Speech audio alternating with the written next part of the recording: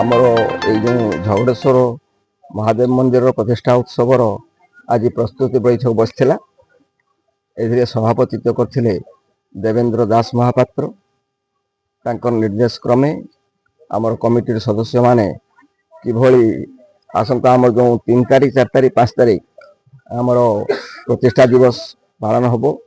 ପ୍ରଥମ ଦିନ ଅଧିବାସ, ତାପର ଦିନ ଯଜ୍ଞାନୁଷ୍ଠାନ, ତାପର ଦିନ ପୂର୍ଣ୍ଣାହୁତି ଏବଂ ସନ୍ଧ୍ୟାବେଳେ ଆମର ପ୍ରତିଦିନ ସନ୍ଧ୍ୟାବେଳେ 3 ଦିନ ପ୍ରବଚନ କାର୍ଯ୍ୟକ୍ରମ ରହିଛି।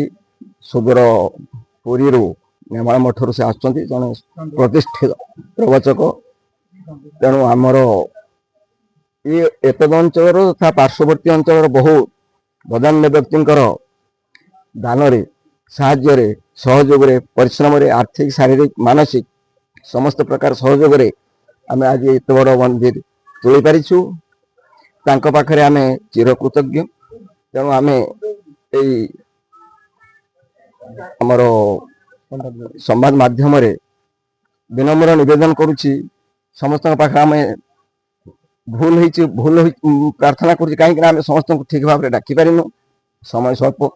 ତେଣୁ ଆମର ଏଇ ସମ୍ବାଦ ମାଧ୍ୟମରେ ଆମେ ହାତ ଯୋଡ଼ି ବିନମ୍ର ନିବେଦନ କରୁଛୁ, ସମସ୍ତେ ଆସି ଆମକୁ ସହଯୋଗ କରି ବାବା ଝଗଡ଼େଶ୍ୱରଙ୍କର ଏଇ ପ୍ରତିଷ୍ଠା ଉତ୍ସବରେ ସହଯୋଗ କରି ଆମକୁ ଉତ୍ସାହିତ କରିବେ। ଆମ ଗ୍ରାମବାସୀ ତରଫରୁ ତଥା କମିଟି ତରଫରୁ ଆମେ ତାଙ୍କ ପାଖରେ ଚିରକୃତଜ୍ଞ ରହିବୁ।